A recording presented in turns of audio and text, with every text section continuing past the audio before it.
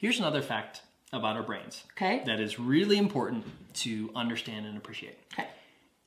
We are limited in the amount of information that our brains are capable of processing at any point in time. Okay, so think of, going back to the statistic that, a day's worth of information now is, several 18 years. 18 years worth of information back in ye olden days. It's important to understand that there's far more information out there than we can process. Okay, and after a certain point, right, we actually stop processing or stop internalizing, right, and we start abstracting. Which we can deal with semi-rationally, like try to hold an image in your brain about how big a trillion is. Yeah, nothing really happens. Yeah, I mean, it's just like trillion and Google and, all of these huge numbers. Like, we can rationally say, okay, I know what that is. It's a one followed by a lot of zeros. Right. But our ability to simulate that in our brain, like, it's just too much. This happens all the time because there's too much information around us. Absolutely. And there's a quote that is very famous and very sad, but is also very true. What is it? The famous quote by Joseph Stalin. One death is a tragedy, a million is a statistic. Yeah. And as sad as that is, it's true, and it's a perfect summation of what cognitive scope limitation looks like. We can imagine what it would be like, one of our grandparents dying. We're close to them. We can internalize or simulate very well what that would look like. Expanding that times a million.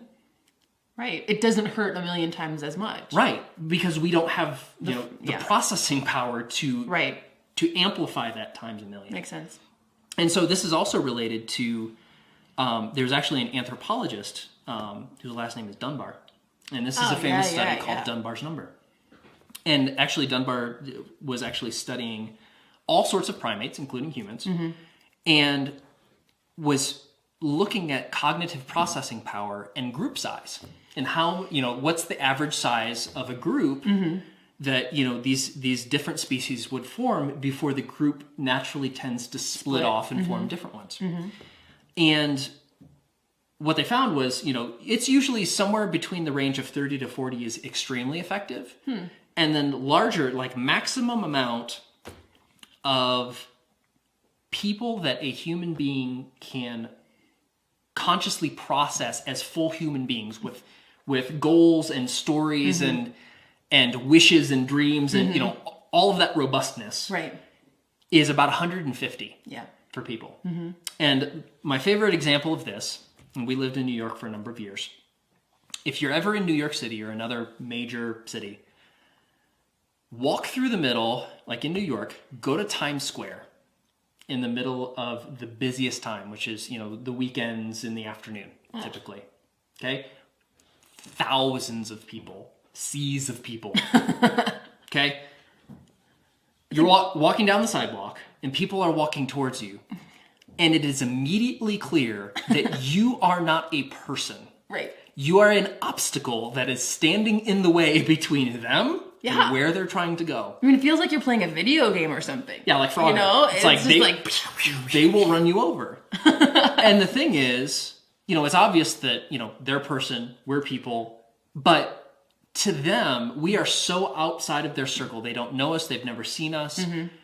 Abstractly, yes, we're a person. But really, you're just getting in the way of them getting to the other side of the street. Really, you're an obstacle. Yeah. And, it's a great example of how our minds are limited in the amount of information that we can keep active. Yeah. And so this becomes actually a really big issue in managing larger companies. Absolutely. Actually, okay, so let's say there's a CEO of a multinational Fortune 50 company that has 200,000 employees worldwide. How much do you think the executive at the top of that company thinks about the employees that are at the bottom, that they have never met before, that they've never seen and probably never will? Yeah, I mean, it depends on the person, particularly if they ever had that job or not. Right. what does that executive think about the potentially millions of shareholders who own parts of the company that they operate? I mean, they probably want to make the quarterly gains, but that's about it. But why do they want to make the quarterly gains? Is it for that? Because they'll lose their job. Exactly. Okay.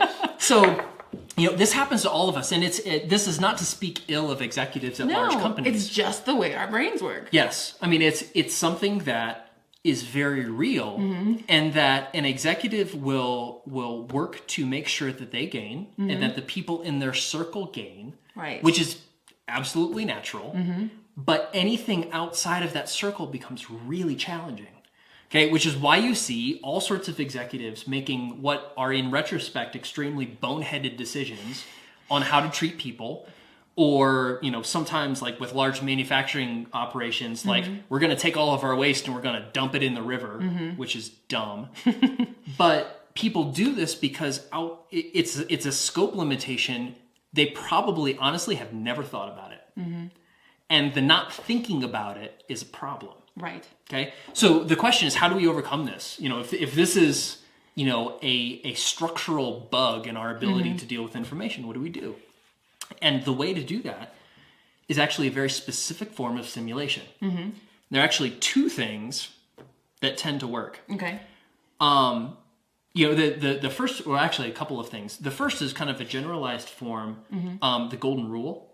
Right. Okay. Is a way of internalizing something back into your circle that may be out of it. Right. Okay. Another one is sometimes called the newspaper rule, which is imagine that what you're about to do is broadcasted on the front page of the New York Times and your mother reads it. What's she going to think? Okay. That's a way of taking something that may be very abstract, that may not affect the people in your immediate circle. Oh, yeah. And simulating it in a form that is someone in your circle. Okay, same thing. This is an example from Green to Gold, which is one of the books on the list. It talks about environmental things. And there's an executive, his name escapes me at the moment. He uses something that I've abbreviated into the grandchild rule. And he basically says, okay, looking at a decision that will affect, environmental stuff, always simulates it in the form of, it's 30 years later, and this guy's grandchild looks at the results of that decision, and then either comes back with, Grandpa, that was a really smart thing that you did, or Grandpa, that was really boneheaded. And it's another example of taking something that is outside of that circle of immediate people, and it brings it in. And so, this is an aspect of human nature that we kind of have to hack around. Absolutely. We kind of have a hard limit on our ability to do this.